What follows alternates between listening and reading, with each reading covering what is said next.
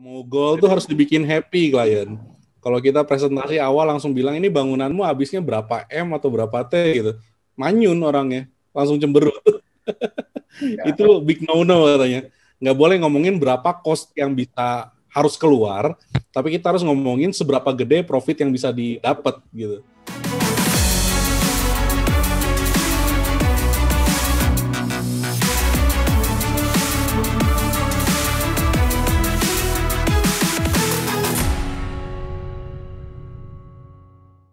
Sebetulnya kalau mau dilihat any kind of business, saya enggak masuk ke ininya ya, ke arsitekturalnya atau apa, tapi seperti yang kalian tahu saya lebih ke arah orang lebih ke arah dari sisi bisnisnya ya. Jadi dari pengalaman saya sih baik itu pun waktu saya kerja di sebagai MLM, kerja di MLM pada saat saya pertama kali belajar tahun 95. Jadi SMA 1.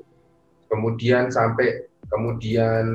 kerja mebel, kemudian sampai kerja 3D pun, kemudian balik ke MLM lagi sampai ke kemudian sekarang mulai langsung berhubungan dengan developer. At the end of the day, it's more on the communication sebetulnya. Yes. Jadi nggak cuma sekedar pokoknya produkku ini kemudian dijual. Nah, kayak ini fakta yang lucu sih sebetulnya. Ini pada saat aku masih MLM-an yang isagelik itu. Jadi itu lucunya gini. Pada saat aku kepingin nawarin produk, yang jadi momok pertama adalah takut kehilangan teman. Karena most likely yang kita tawari kan teman dulu ya. Nah, pada saat itu aku mikirnya mungkin karena temen, tapi ternyata kemudian aku coba cara yang lain ya. Dan namanya MLM kan ya kita harus rekrut orang sebanyak mungkin aja. Ya namanya sales juga sebisa mungkin juga harus jual sebanyak mungkin. Tapi MLM itu nggak boleh diiklankan. Susahnya di sana. Jadi mau nggak mau kita harus approach orangnya langsung. Nah, celakanya pada saat kenal sama orang yang katakanlah banyak orang di MLM itu langsung pokoknya membabi buta nge-add orang di Facebook, kemudian langsung ditawarin. Nah, dari situ aku sempat nyoba. Nah, ternyata gagal semua. Nah, lucu kan? Nah, di situ mulai masuk ke conclusion kayak kesimpulan bahwa itu bukan cuman ke saudara aja atau teman dekat yang kalau kita tawari MLM mereka menjauh. Orang awam pun sama gitu, orang nggak kenal. Nah, pertanyaannya, kenapa pada saat aku nggak niat jualan, malah penjualanku meningkat? Ya kan lucu kan? Nah, ini kan kayak orang jualan tanpa jualan ya, istilahnya kan begitu kan ya. Nah, dari situ aku belajar. Ternyata it's all about communication. Harus ngobrol dulu. Nah, kebanyakan kan orang kalau kerja MLM itu selalu nganggap orang lain korban ya, kayak mangsa gitu, kayak prey gitu. Benar-benar ingin dimangsa. Ini orang kaya. Nah, kan lucu ya.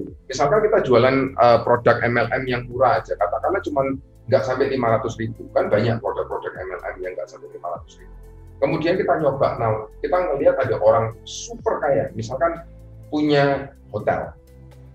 Kayak di tempatku dulu ada yang punya hotel tuh banyak yang beli produknya. Nah, di Makassar. Tapi kenapa harga yang nggak sampai 10 juta atau bahkan harga yang nggak sampai 200.000, mereka itu hitungan banget. Nah, itu yang sampai aku sempat pelajari kenapa. Karena ternyata bukan itu yang mereka inginkan. Jadi nggak ada komunikasi. Pada saat tidak ada komunikasi, yang ditawarkan adalah pokoknya produknya ini, harganya ini, selesai. Dia langsung selektif. Nah, kemudian ada MLM lain yang nawari dia, harganya kamu tahu berapa? 30 juta satu set. Jadi kurang lebih udah 4 kali lipat lebih dari harga produkku, dan dia beli itu gitu aja. Sesimpel itu dia beli. Nah, dari situ aku belajar. Ternyata yang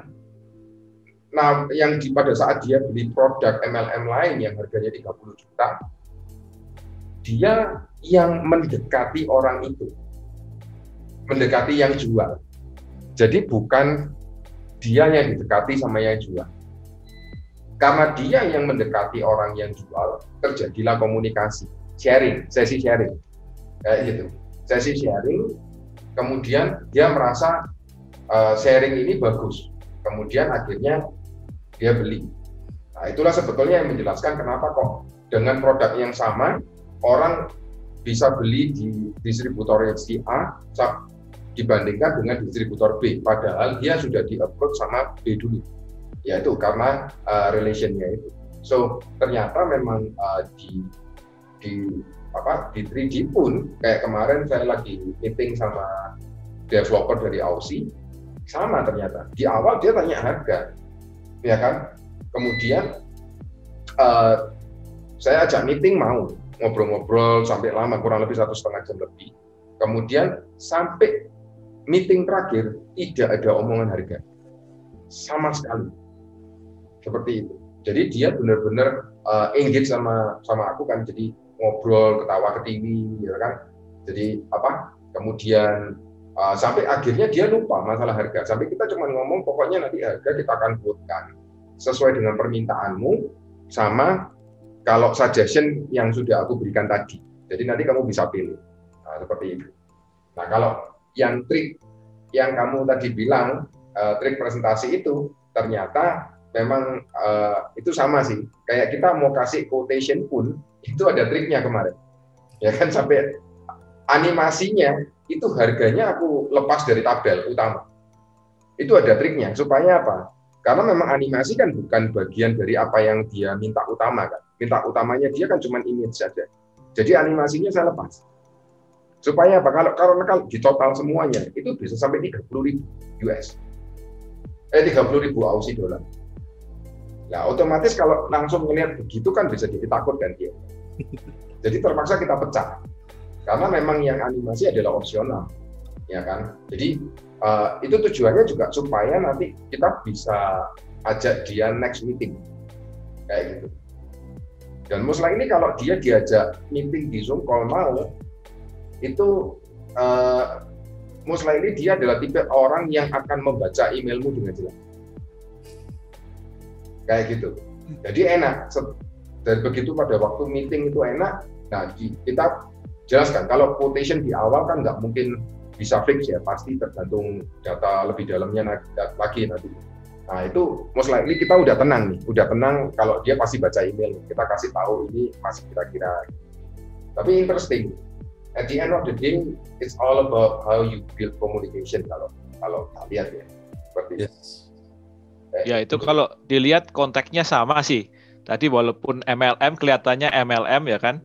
Tapi kalau di architectural presentation dia konteksnya sama. Jadi ketika kita presentasi awal itu sudah langsung nunjukin denah, itu sudah kayak apa ya? Apalagi udah langsung nunjukin denah, langsung nunjukin RAB seperti itu.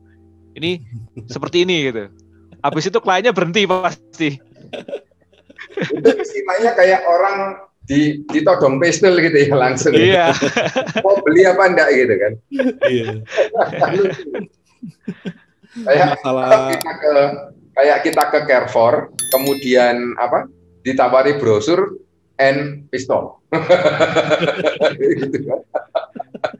Siapa yang mau balik? Iya. Nggak mau beli nggak gitu kan? Seperti kan presentasi kan sama dengan pitching kan, seperti mau ngegolin project seperti itu. Iya. Kalau mau goal tuh harus dibikin happy klien. Kalau kita presentasi awal langsung bilang ini bangunanmu habisnya berapa M atau berapa T gitu, manyun orangnya, langsung cemberut. Ya. Itu big no-no katanya. Nggak boleh ngomongin berapa cost yang bisa harus keluar, tapi kita harus ngomongin seberapa gede profit yang bisa didapat gitu. Ya, emang.